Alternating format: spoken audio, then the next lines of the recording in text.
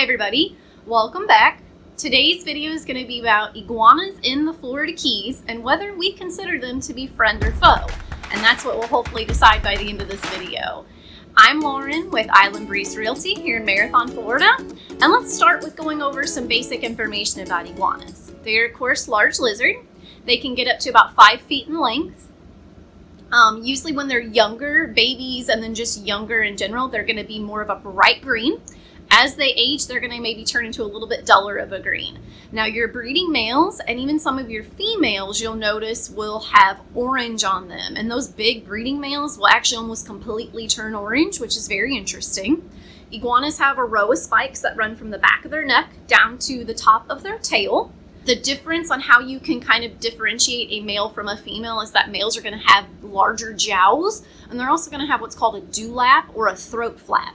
Now that actually helps them regulate temperature, and it also helps those females maybe select which male they're going to choose to breed with based on that dewlap. They obviously love living here in Florida because of our climate. It's fantastic, right? We are sunny, we are warm, we are subtropical, especially down here in the Keys. So they really do thrive and they really like to reproduce.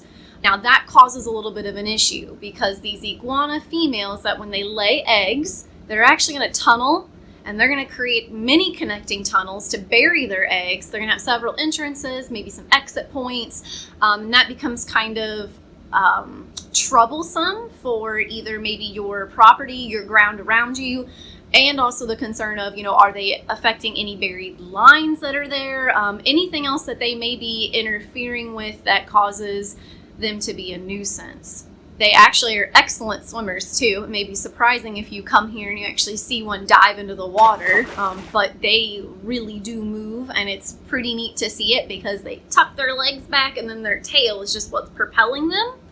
Now you'll also hear sometimes on the news about iguana warnings, iguana falling warnings, iguana dropping, and what happens is if we get colder temperatures, those iguanas basically go into not necessarily a state of hibernation, but they get cold enough to where they can't move right, and then they'll actually fall from trees or fall from wherever they may be. If we have a really bad cold spell, it actually may kill off some iguanas because of that, but you also see those alerts on the news, which is just kind of funny, right? You have a falling iguana alert go out. Now the diet of an iguana is going to be herbivores, right? They love vegetation, which creates a problem for people and makes them maybe a foe to some, because if you have a beautiful backyard with beautiful landscaping, beautiful bushes with flowers, especially hibiscus, other palms and things like that, these guys may decide to take camp in your backyard, and you wake up the next morning and poof, your hibiscus is gone. So it creates an issue and it makes them that foe. Now iguanas are actually an invasive species in the state of Florida. And it is not illegal to exterminate them. It is illegal if you are just looking to harm them, but it's not illegal to exterminate, which is kind of sad because it's pretty neat seeing small little dinosaurs wander around your backyard, maybe.